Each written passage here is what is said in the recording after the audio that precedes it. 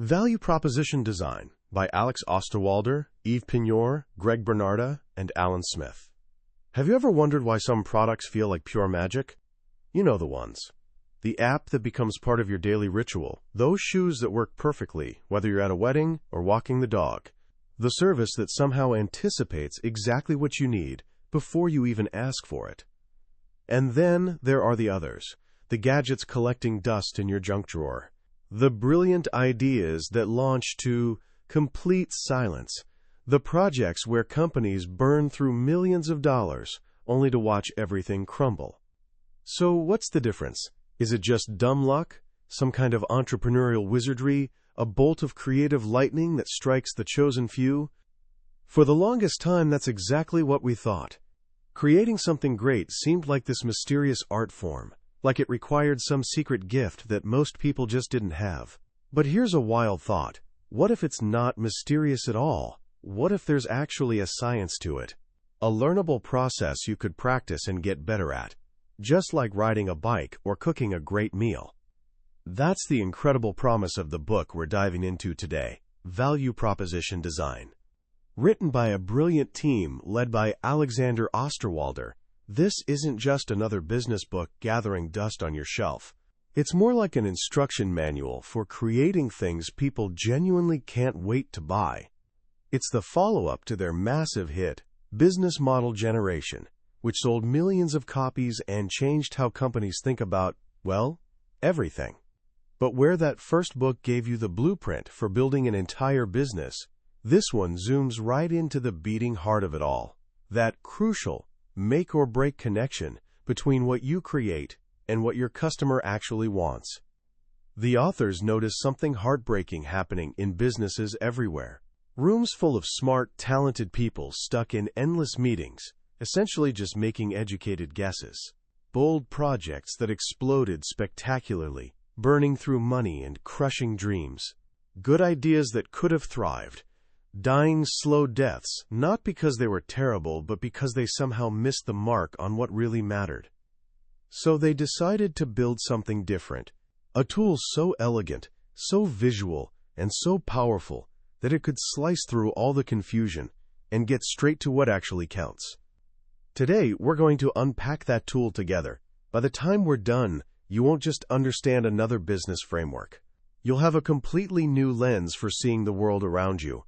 You'll grasp the psychology behind why we choose one product over another, and you'll walk away with a key that unlocks the secret to creating genuine, meaningful value for other people. Whether you're dreaming of launching a startup, leading your team in a new direction, or just bringing a creative project to life, this is where your journey really begins. Let's start with a feeling I'm pretty sure we've all experienced: being completely overwhelmed. Picture this. You've got an idea, a spark of inspiration. Maybe it's for a new app, a community initiative, or a small business you want to launch. At first, everything feels crystal clear, exciting, unstoppable. But then reality kicks in. The questions start multiplying. What features should this have? Who's actually going to pay for it? Where on earth do I even begin? Before you know it, that beautiful, simple idea is buried under a mountain of complexity, contradicting opinions, and paralyzing doubt. Value proposition design starts right here, in this messy, frustrating moment. The authors totally get that the path from idea to successful product is almost never a smooth, straight line. It's more like a chaotic scribble, confusing, tangled, full of wrong turns. Most people try to solve this by writing an elaborate, detailed plan. They build massive spreadsheets, craft lengthy documents, and polish presentations until they shine, all trying to prove their idea will work before they've even had a real conversation with a single potential customer. The authors compare this to trying to navigate a foreign country using a map you drew while sitting on your couch at home. Sure, it might make you feel prepared, but it's completely disconnected from the actual terrain. So what's the better way? Instead of handing you a complicated map, the authors give you something simpler: a compass. A straightforward, visual tool designed to guide you through all the chaos. It's called the Value Proposition Canvas. Picture a single piece of paper divided into two fundamental parts. On the right side, you've got a circle. This represents your customer profile. On the left side, there's a square. This is your value map. The entire philosophy of the book revolves around the relationship between these two shapes. Creating something people actually want is essentially the art and science of making this circle and this square fit together perfectly. It sounds almost too simple, right?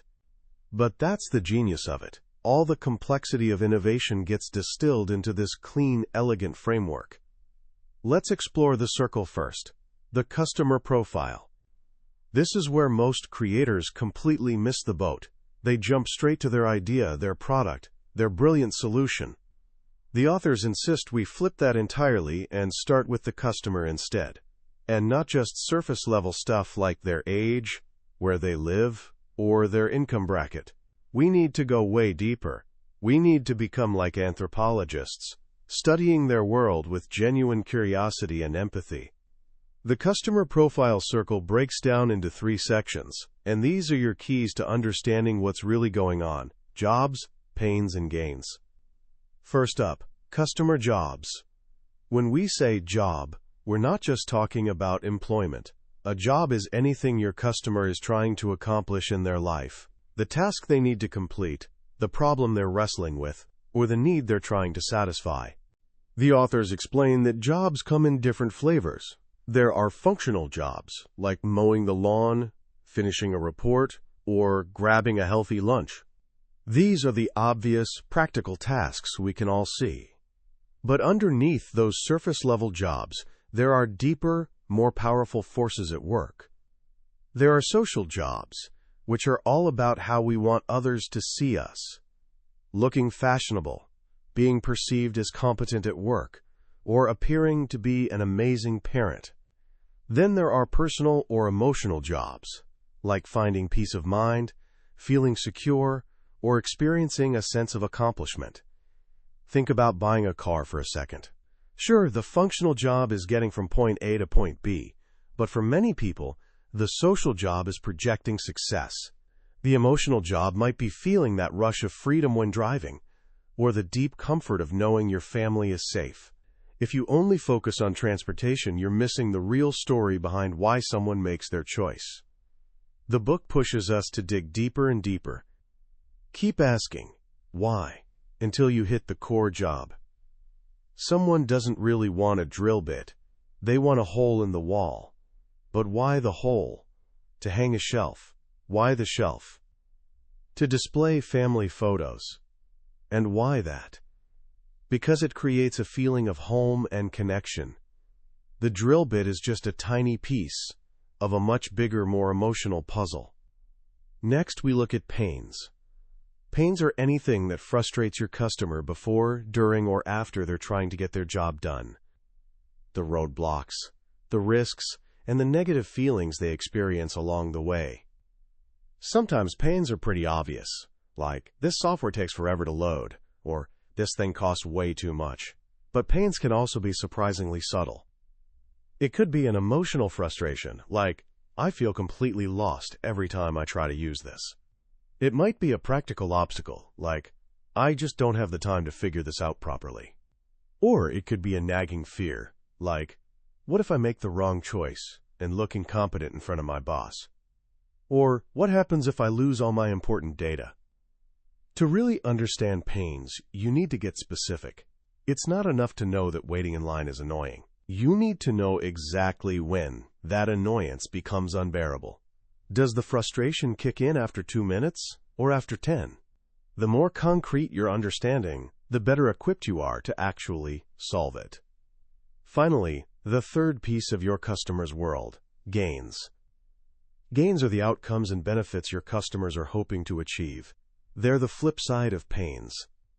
If pains are what people want to avoid, gains are what they're actively reaching for. Just like jobs and pains, gains come in layers. There are required gains, the absolute bare minimum. When you buy a smartphone, being able to make calls is required. Then there are expected gains, things we've come to take for granted, even if they're not technically essential. We expect our phones to look good and have a decent camera. But then it gets really interesting. There are desired gains, things customers would absolutely love if they could have them. They might say, "I wish my phone battery could last 3 full days." Or, "I wish everything synced perfectly with my laptop without me thinking about it." And finally, you've got unexpected gains. These are the delightful surprises, things customers would never even think to ask for. Before the first iPhone launched, nobody was demanding an app store. It was an unexpected gain that completely transformed what we thought a phone could be. So there you have it, the circle, a complete 360-degree view of your customer's reality. The jobs they're trying to accomplish, the pains standing in their way, and the gains they dream about. Creating this profile is the first and most critical step in the whole process. It's an exercise in pure empathy. You have to set aside everything about your own solution, forget what you're excited to sell, and completely immerse yourself in their experience. Now let's flip to the other side of the canvas, the square, the value map. This is where you, the creator, finally get to design your response. But here's the crucial difference. Now you're not just guessing in the dark. You're designing a direct, thoughtful answer to the customer profile you just carefully mapped out. The square is essentially your promise to your customer. The value map also has 3 parts, and they mirror the circle perfectly: products and services, pain relievers, and gain creators. First, your products and services. This is simply a list of what you're actually offering. It could be a physical product, an intangible service, a digital download, or a financial offering. This is the concrete, what you're building. But here's the key insight the authors want you to grasp. Products and services don't magically create value just by existing. They only create value when they connect to a customer's specific jobs, pains, and gains. A hammer is completely useless to someone who has no nails to drive. That's why the next 2 sections are where the real magic happens. Next up, pain relievers. This section explicitly spells out how your products and services actually reduce or eliminate specific customer pains. You look back at the pains you identified in the customer circle, and you design a targeted solution for each one. If a customer's pain is, "This process eats up way too much of my time," your pain reliever might be, "Cuts processing time in half." If their pain is, "I'm terrified of losing all my data," your pain reliever becomes automatic, encrypted cloud backup that runs in the background. Here's something important. You don't have to solve every single pain. In fact, the best value propositions don't even try. They focus laser-like on the most severe pains, the ones causing the biggest headaches, and they solve those exceptionally well. Finally, we've got gain creators. This describes how your products and services produce the specific outcomes and benefits your customer is hoping for. You look at the gains in their circle and design features that actually deliver them. If a customer wants seamless integration between all their devices, your gain creator is a feature that instantly syncs everything across platforms. If they're looking for a boost in status or prestige, your gain creator might be premium design elements or access to an exclusive community. Just like with pain relievers, you don't need to address every possible gain. You zero in on the gains that matter most to your customer and deliver on those in a way that genuinely delights them, maybe even in ways they never imagined possible. And that brings us to the pivotal moment, the ultimate goal of this entire process captured in a single powerful word: fit. Fit happens when your square connects beautifully with your circle. It's when your pain relievers directly address your customer's most excruciating pains. It's when your gain creators deliver exactly the essential benefits they've been dreaming about. It's when your product or service helps them accomplish a critical job in a way that wasn't possible before. When you achieve true fit, something magical happens. Customers light up. They feel genuinely understood. Your value proposition stops being something you have to convince people to consider, and it becomes something they actively seek out. This is the fundamental difference between a product that struggles to find traction and one that practically sells itself. But here's the thing, achieving fit on paper is just the beginning. Proving it works in the messy real world, that's an entirely different challenge. This is where the book shifts from the canvas to the crucial work of design and test. The authors are crystal clear about this. Your first idea is almost definitely not going to be your best one. The canvas isn't a tool for writing your final, polished plan. It's a tool for rapid exploration. You should be creating multiple canvases, sketching out wildly different possibilities and seeing what resonates. The book calls this prototyping. But these aren't expensive, time-consuming prototypes that take months to build. They start as rough sketches, literally something you could draw on a napkin. Quick drawings that capture the essence of an idea. Sometimes they're just simple, fill-in-the-blank sentences like, "Our product helps customer who wants to job by relieving a pain and creating a gain." The whole point is to make your ideas tangible and shareable, but keep them so cheap and rough that you have zero emotional attachment. You can explore a dozen different ideas in a single afternoon and cheerfully toss out the ones that don't work. Once you've got a few promising concepts sketched out on your canvases, the real adventure begins. You have to leave the building. This is the core principle driving the test section. The authors lean heavily on the wisdom of Steve Blank, who famously declared, "There are no facts inside the building, so get out there." Your canvas is absolutely packed with assumptions, what you believe your customers, jobs, pains, and gains actually are. Right now, these are educated guesses at best. Your mission is to transform those guesses into hard facts. How do you do that? Through carefully designed experiments. The book provides an entire toolkit of experiments you can run, ranging from dead simple to more sophisticated. You might start with customer interviews, but with an important twist. You're not there to pitch your idea or convince anyone of anything. You're there purely to learn. You listen way more than you talk.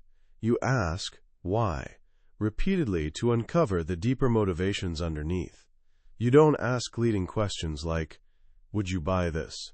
Instead, you ask things like, "Tell me about the last time you struggled with this problem," to get real stories and genuine experiences, not polite opinions. As you gather more solid evidence, your experiments can evolve and become more revealing. You might create a simple landing page for a product that doesn't even exist yet, just to see if people will give you their email address.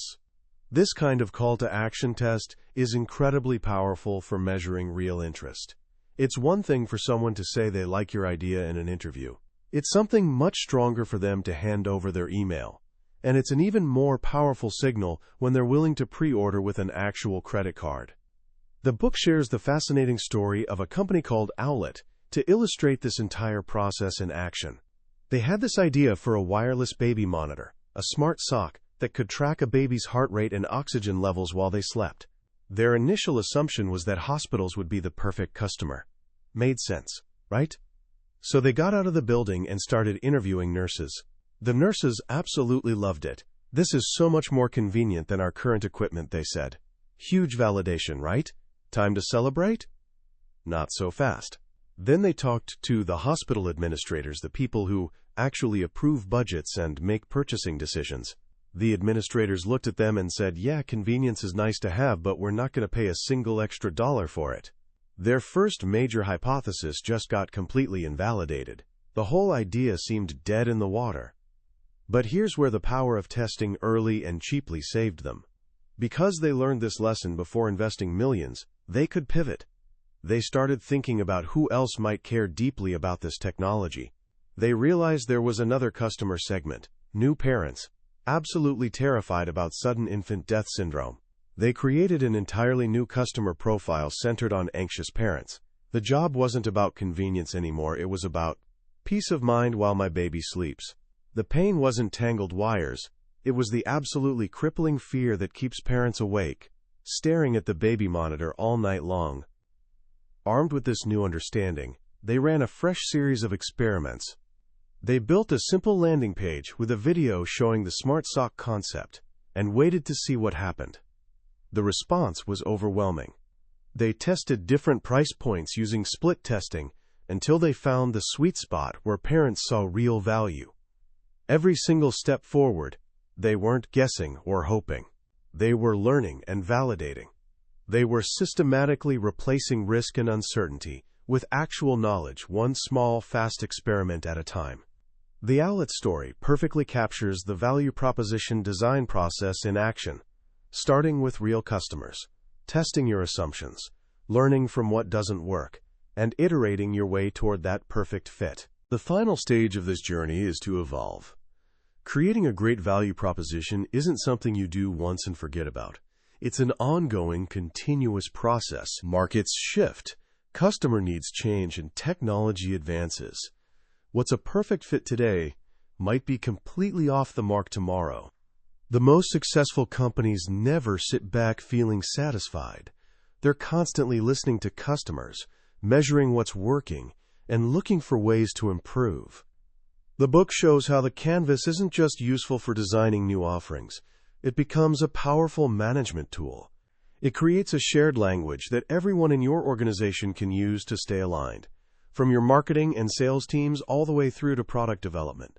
It helps you track your actual performance and relentlessly search for opportunities to make your value proposition even stronger. The story of Taobao, the Chinese e-commerce giant, is a masterclass in this kind of evolution. They didn't just build one successful business model and ride it forever. They completely reinvented themselves multiple times as they learned and grew. They launched back in 2003 as a straightforward platform connecting regular consumers with each other, directly addressing the massive pain of lack of trust in China's economy at that time. Then they started noticing something interesting. Many of their users were transforming into small-scale entrepreneurs right there on the platform. So they evolved. They created specialized tools and training programs specifically designed for these micro-businesses. Later still, they had another realization. Their biggest asset wasn't really the platform technology itself, but the hundreds of millions of Chinese consumers actively using it. So they evolved again, creating an entirely new value proposition aimed at large, global brands who desperately wanted access to that massive Chinese market. Taobao's journey shows that value proposition design isn't just for scrappy startups working out of a garage. It's for any organization that wants to stay relevant and keep thriving in a world that never stops changing. It's about maintaining the humility to keep listening, the courage to keep experimenting, and the wisdom to keep evolving. From that initial tangled mess of an idea, through the clarity that comes from using the canvas, all the way to the hard-won evidence you gather from real-world testing, value proposition design gives us a clear roadmap. It teaches us that the secret to creating things people genuinely want isn't about being some kind of lone genius working in isolation. It's about being a humble explorer, a curious scientist, and someone who deeply empathizes with others, staying relentlessly focused on that simple but powerful goal of making the circle and the square fit together beautifully. As we wrap up our exploration of value proposition design, I want to take a moment to reflect on why this book matters so much, especially right now. In a world absolutely drowning in noise, where everyone's screaming to get attention, this book offers something radically different: the power of listening. It fundamentally shifts the focus away from the creator's ego, "Look how brilliant my idea is," and redirects it toward the customer's actual reality. What real problem can I help you solve? This isn't just some business tactic. It's a complete mindset shift, moving us from arrogance to genuine empathy. The real beauty of the value proposition canvas is how wonderfully simple it is. It takes abstract, complicated concepts and transforms them into something tangible, visual, and genuinely collaborative. You don't need a fancy business degree to use it effectively. All you need is a wall, some sticky notes, and authentic curiosity about other people's experiences. It democratizes the whole process of innovation. It gives everyone on a team, from the newest intern to the seasoned CEO, a shared vocabulary for talking about what genuinely matters, creating real value. What strikes me most is the book's relentless emphasis on reducing risk through smart experimentation. The idea that failure isn't something to avoid at all costs, but actually a necessary, valuable part of learning, is incredibly freeing. So many of us get completely paralyzed by the fear of getting it wrong. We polish our ideas in secret, waiting for that mythical perfect moment to unveil them to the world. This book flips that script entirely. It encourages us to get our messy, imperfect ideas out into the world as quickly and cheaply as we possibly can. Fail early, fail often, and fail forward, because every failure is really just a data point bringing you closer to what actually works. So how can you start applying these ideas to your own life right away? Here are a couple of simple things you can try today. First, become what I like to call a value detective in your everyday life. Next time you're using a product or service you absolutely love, pause for a moment and think about it through the lens of the canvas. What's the core job you're hiring this thing to do? What specific pains does it relieve for you? What gains does it create? This simple mental exercise will train your brain to see the world through a value lens, and you'll start noticing the invisible architecture behind every great product you encounter. Second, pick a small problem to work on. Maybe it's something that frustrates you, or something a friend or family member keeps complaining about. Instead of immediately jumping to brainstorm solutions, just focus on mapping out the customer profile. Grab a piece of paper, draw that circle, and start filling it in. What's the real job? What are all the pains wrapped up in it? What would the ultimate gains look like? By dedicating yourself entirely to understanding the problem first, before even thinking about solutions, you're taking the single most important step in the entire value proposition design process. In the end, this book is about way more than just business strategy. It's really a guide to being more thoughtful, more observant, and more effective in anything you choose to create. It teaches us that the greatest innovations don't spring from sudden flashes of genius, but from deep, genuine empathy for the people we're trying to serve. It reminds us that before we can offer any solution, we need to first truly understand the human being on the other side. That was my take on Value Proposition Design by Alexander Osterwalder and his team. We've walked through the core concepts today, but here's the truth. A summary can only ever be a doorway. The real transformation happens when you step through that doorway and explore what's inside the actual book. It's in the detailed case studies, the visual guides, and those quiet moments when a particular concept suddenly clicks and fundamentally changes how you see things. This summary is meant to help you decide whether this book deserves a spot on your reading list. If anything we've talked about today has sparked your curiosity or connects with a project you're dreaming about, I really encourage you to grab a copy. Reading it isn't just about learning a new framework. It's about adopting a completely new way of creating. You'll find a link to the book in the description below.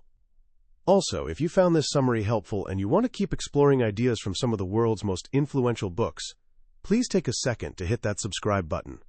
It helps me know we're heading in the right direction, and it makes sure you won't miss our next deep dive into another, potentially life-changing book. Let's keep learning and growing together.